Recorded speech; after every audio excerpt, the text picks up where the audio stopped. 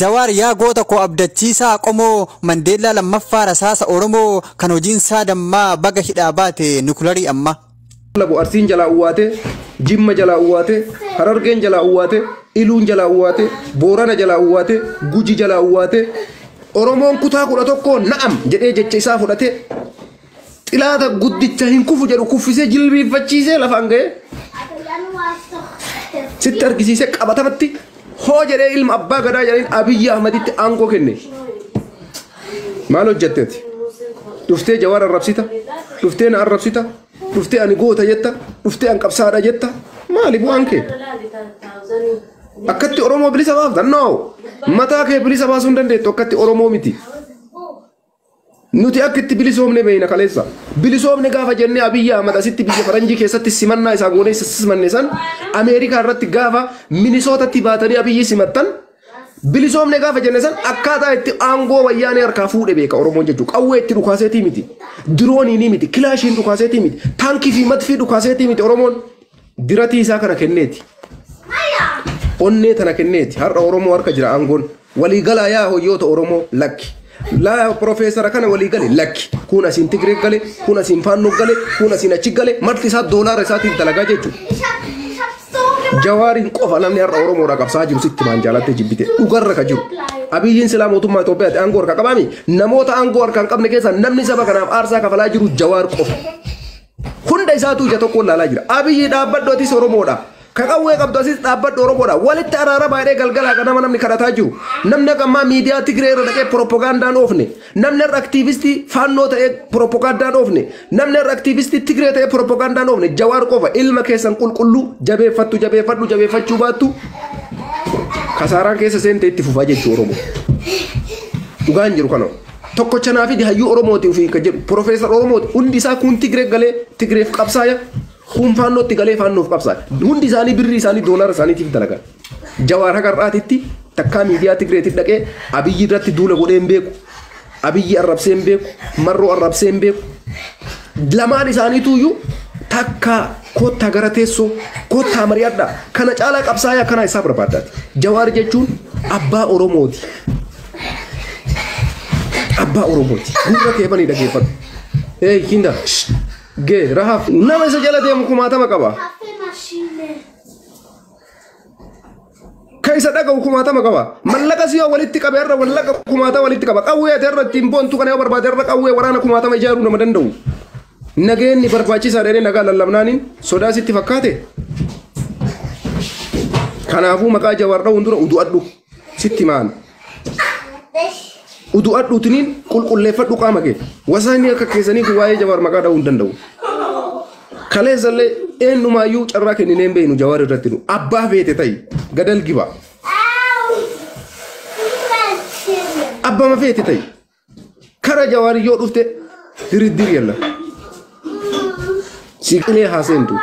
Waraana kana dadhabsiisuu jechuun walumaa gala gaaffiin Oromoo kan hin deebineef gufuu ta'uu jechuudha. Waan biraamin waraanni sun kan inni baatee jiru Oromoo bilisa baasu Oromaali. Literally direct or indirectly. Mee asirraa kaasee seera sasiilaadha. Asirratti Daawud maal jedhe Daawudimti ibsa tokko baasanii turan. Harree naadhabitti seenessaa barbaadamee seenessaa. Ibsa baasa sanarratti maal jedha? Caasaa keenyarraa akka argannetti jedhara. Caasaa keenyarraa akka argannetti akka hubannetti jedhanii barreessan. Amma isaan maal jedhu caasaa qabna uummata keessaa kanaaf nu gargaara jechaa jiru jarri kun maal taatetti. Garuu dhugaa miti tooba. Dhugaayyuu haa ta'u tarree.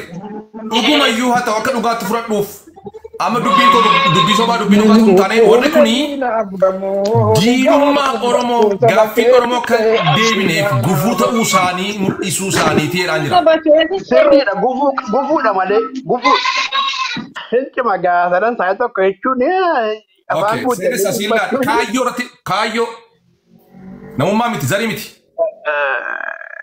Naaqabii. Garuu akka Faannoof akka PP diina jechuun garuu hilcima. Diina jechuun 100% diina jennee akka jiraatti fudhachuun gaarii natti fakkaatu garuu hilcima. Meesti akkataatti ibseetuu xinnoo ulfaata itti deebina. Sagaleen kun dhaga'ama kush mee na dhageessisi. Sirriitti dhaga'ama kiiloleedha yoo seenessa. Intarneetiin kennee gaarii. Akkam jirtu hundi keessan baga keessan jecha wayna dhibde tokko. Happy New Year. You should celebrate, okay? Rakkoon qabu gamee na dhaggeeffadhu bakka hojiin jiraate nan ariifadha.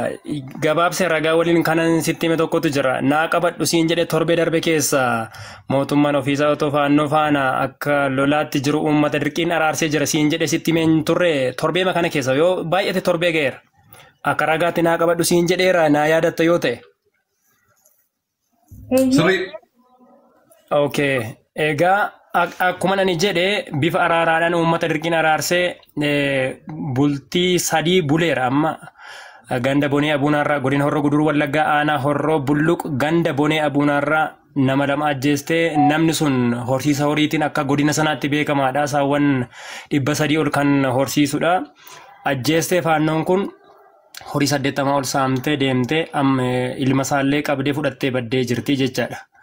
Kuni kana fakkaata kanaa qabadhuga ammas dabalata cibraan tokko kallattii sanatti jaroota kanarratti dhukaasa banuuf jecha gadi imalee jira kallattiin sun kan inni seensifamu yoo karaa jaartiin achi ol galame malee kallattii kanaan hin seensifamu egaa kallattii kanaan gaafa cibraan tokko gadi imalu waraanni mootummaa hedduminaan garaa duubaa gaditti imalee jechaadha waraana bilisummaa Oromoo kanatti quba qabaadha egaa waraana mootummaa keessaatii kan badee dhaqee jara kanatti dabalame yoo xiqqaate gara 20 kana ol kan ta'utu odeessu kan odeessuma waraanuma mootummaati kan dhaqeetti dabalame guyyaa kaleessa kana durammoo waraanni mootummaa nam tokkos nam lamas gaafa dhaqee waraana bilisummaa Oromootti badee dabalamu uummanni naannoo sanaan dabadabamaa iyyaafamaa hin qorotamaa waraanni olii gadi bittinfama kana keessatti kan gadi ba'ee waa tokko jedhe siin jiru kan dhaqee barbaacha deeme siin jiru callisanii mataanii dhaggeeffatanii jechaadha kana afaan isaatiin kan waraanni mootummaa haasa'udha quba qabaadha egaa ganda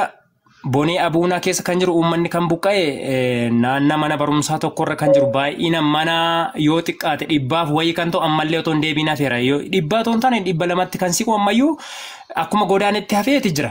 Amma immoo dabalata ganda guddina abuunaarra kan jiru waraanni faannoo kun baay'inaan hedduminaan dhufee galee uummata sana erga guyyaa sanaatti buqqaasee jira mootummaan gadiitti ba'ee waa tokko hin jenne uummanni kun ammallee horii ooffateeti halkanis guyyaas of tiksaa bulaa jechaadha daandii gubbaa bahee akka kanaarra jira kana qubanaaf qabaadha ammallee shara gurguddaan akka isheen xaxamaa jirtu kana qubanaaf qabaadha inumaayyuu cibiraan gadi darbe sun fakkadaaf diisa adamsuudhaaf bahee ture duraan.